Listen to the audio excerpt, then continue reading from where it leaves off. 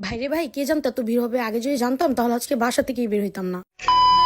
আসসালামু আলাইকুম, কেমন আছেন সবাই? আশা করি সবাই ভালো আছেন। দিনটা ছিল শুক্রবার। আমি ভাবতেও পারিনি যে আমাদের এলাকায় শুক্রবার এরকম ভিড় হয়। তো রেডিমেডি হয়ে আমি একটু সন্ধ্যার পরে বের হয়েছি। দিনের বেলা তো বের হইতে ভালো লাগে না, আর যারা অনেক জ্বালায় তার জন্য দিনে আমি যাই না। বের হয়েছি আমরা 5টায়, কিন্তু আমাদের রিস্কে উঠতে লাগছে হচ্ছে 6টা 6:30। এত জ্যাম ছিল আমাদের কাঠগড়া বাজারে, ভাবা যায়? কষ্ট করে এরপর রিস্কা পাইলাম, পায়ে উঠে গেছি। আর পরে আমি আর জিহাদে গল্প করতে করতে যাইতেছি। অনেকেই ভাববে যে এই ঢং করে চশমা পড়ছে, আসলে আমি লেন্স পরে গেছি। লেন্স পরলে হচ্ছে বালু টালু গেলে হচ্ছে প্রবলেম করে, এর জন্য গ্লাসটা পড়া ছিল চোখে। যাই হোক, আমরা পৌঁছায় গেছি হচ্ছে পল্লী বিদ্যুৎ থেকে এখন আমরা সেনায় যাব। আর এই রাস্তাটা হচ্ছে আমাদের অনেক স্মরণীয় একটা রাস্তা। এই রাস্তায় আমাদের অনেক স্মৃতি জড়ানো আছে, অনেক কিছু আছে, যা কোনো না কোনো গল্প বলবো, আজকে বাদ দেই। পরে হচ্ছে সেনায় এসে পড়লাম। অন্যদিন তো সেনার ভিতরে রিক্সা নেওয়া যায়, কিন্তু আজকে এত ভিড় ছিল যে আমাদের গেটে থেকে রিক্সা ছেড়ে দিতে হয়। সেনায় ঢোকার পরে প্রচুর ভিড়, ভাই রে ভাই। আমি যদি সত্যি বললাম না ইন্ট্রোতে, যদি আজকে যদি জানতাম যে এত ভিড় হবে আমি কখনই বের হইতাম না। এত মানুষজন দেখে আমার নিজের রাগ উঠে গেছে। এটা উইন্টারের শপিং এর জন্য এত ভিড় হয়েছে। অনেকেই হচ্ছে যে বেতন পাইছে, এর জন্য হচ্ছে ভিড়টা একটু বেশি। তো অনেক কষ্টে ভিড়টির পার করে হচ্ছে আমি আমার ফেভারিট প্লেসে চলে যাই, 5তলা। এটা আমার এই কারণেই ফেভারিট, কারণ এখানে হচ্ছে এত হই হুল্লোড় নাই। এটা জাস্ট পুরো রেস্টুরেন্ট প্লেস। আর এখানে হচ্ছে যে যারা আসে খাইতে আসে, এর জন্য এই প্লেসটা আমার ফেভারিট বেশি, কারণ যারাই আসে রেস্টুরেন্টের ভিতরে থাকে, মানে এত হই হুল্লা না, এটা তো শপিং প্লেস না। আর সেনার ভিতরে এই জায়গাটা হচ্ছে আমার সবচাইতে পছন্দের, কারণ এই জায়গায় আমি এমনও কোনো দিন গেছে যে সারাদিন পার করছে আড্ডা দিয়া। আর এখন যাওয়া হয় না, বিয়ে শাদী বেবি হওয়ার পরে এত যাওয়া হয় না, কিন্তু আগে প্রচুর যাওয়া হয়েছে। আর আগে মূলত আমার আর জিহাদের সেনাতেই সারাদিন গেছে, আড্ডা চাট যেটাই বলো। এখানে আমি একটু বসে ঢং করতেছিলাম, আর মেয়ে মানুষ মানেই তো ঢঙ্গি। আচ্ছা, এটা বাদ দেই।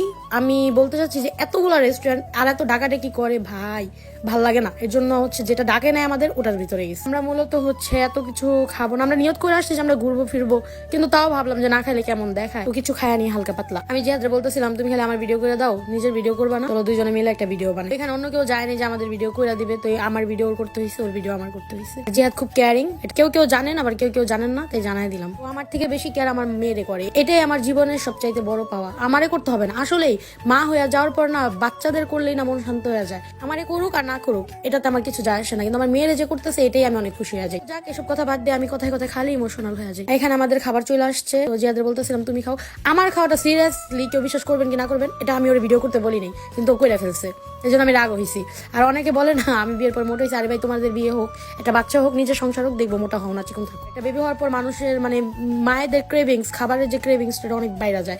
আর প্রচুর খাই আমি, আমার খাওয়ানো একটা ভিডিও আমি তোমাদের সাথে শেয়ার করবো। আমার বেশি খাওয়া পরে দেখি আজকে আমি এরকম মোটা, ইনশাল্লাহ। আর বেশি কিছুদিন নাই, আমি হচ্ছে ডায়েটের রুলস গুলো ফলো করতেছি। আমি আবার আমার আগের রূপে ব্যাক করব, কারণ আমিও জানি যে মোটা হইলে বয়সটা একটু বেশি দেখায়, ভালো লাগে না। আর আমার এত কিউট কিউট ড্রেসগুলো আমি কিচ্ছুই পরতে পারবো না।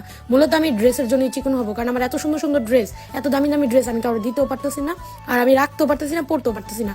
আমার চিকন হইতেই হবে। এর জন্য আমি আবার এই যে আজকে থেকেই ডায়েট শুরু করছি। ইনশাল্লাহ আমি খুব সুন চিকন হয়ে যাই। আর এর আগেও আমি একবার মোটা হয়ে গেছিলাম কোয়ারেন্টাইনে, তখনও আমি এই ডায়েট করে চিকন হয়েছি। আমার বিশ্বাস আমি আবার পারবো। কোনো জিম বা কোনো কিছু খাওয়া এগুলা থেকে না করে আমি জাস্ট ডায়েট আর ডান্স করি, চিকন হইতে পারবো ইনশাল্লাহ। আমি গেট থেকে বের হয়ে হচ্ছে একটু ব্রিজের এই পাশে চলে আসছি। ব্রিজের এই পাশে একটা মামা বসে ফুচকাটা, ভাই রে ভাই যেই মজা হয়, বেলপুরিটা তো কথাই নাই। এই যে ভাইয়াটা বানায় সেই মজা হয়, মুড়িটাও খুব মজা হয়, কিন্তু বেলপুরি আর ফুচকা মানে আমি যে বয়স দিতেছে এখন আবার আমার খাইতে মন চাইতেছে। মানে আমি শীতে রীতিমতো কাঁপতেছিলাম, এরপরও আমি এখানে দাঁড়া দাঁড়া খাই গেছি, যে এত মজা। বেলপুরিটা সেই মজা হয় সেই। আপনারা যারাই সেনা আসবেন, আমার রিকোয়েস্ট হইলো একবার এখানে ট্রাই করবেন। মানে এটা হচ্ছে ব্রিজের মানে সেনা মানে গেট থেকে বের হইলে হাতের বামে ব্রিজটা পার করে এই পাশে মামা বসে, ওই পিছনে একটা রেস্টুরেন্ট দেখা যেতেছে, রেস্টুরেন্টের মাঠেও বসে আবার এখানেও বসে। আমি এক প্লেট খাই আবার আরেক প্লেটও খাই ফেলছি, মানে আমি 2-3 প্লেট শেষ করছি, মানে এত মজা ছিল রে ভাই। বেলপুরি খাই আমার পেট ভরে গেছে, আমি মুড়িটা এত খাইতে পারিনি, কিন্তু মুড়িটাও সেই মজা হয়েছে। বেলপুরি খাই পেট ভরে গেছে, তো ওর জন্য মুড়িটা এত খাইতে পারিনি। আমরা হচ্ছে যারা সেনে আসো, আমার রিকোয়েস্ট হইলো এখানে একবার ট্রাই করবা, অনেক মজা হয়, ট্রাস্ট মি। যাওয়ার পথে আমরা একটু দুষ্টামি করতেছিলাম, জিহাদে বলতেছে আহারে আগে আসতাম কত মজা করতাম, তখনকার লাইফ আর এখনকার লাইফ কত ভিন্ন। আমি ওরে বলছি যে তখনকার থেকে এখনকার লাইফ আরো বেশি ভালো, কারণ তখন হচ্ছে অন্যরকম ছিল, এখন লাইফ পুরো অন্যরকম। আর এখন হচ্ছে আমাদের দুনিয়াতে আমাদের একটা মেয়ে আছে, আমাদের সবকিছু মানে আমরা পরিপূর্ণ এখন। তো যাই হোক, সেনা থেকে হচ্ছে আমরা একটা রিক্সা নিই, 20 মাইল পর্যন্ত যাবো। 20 মাইল থেকে ওইখান থেকে আরেকটা রিক্সা নিয়ে যাইতে হবে। আর এত ভিড় আর এত মানুষ, আজকে রিক্সাওয়ালাদেরও দাম বেড়ে গেছে, কেউ যেতে চাইতেছে না ডিরেক্ট, এই জন্য ভাইয়া ভেঙে যেতে হবে।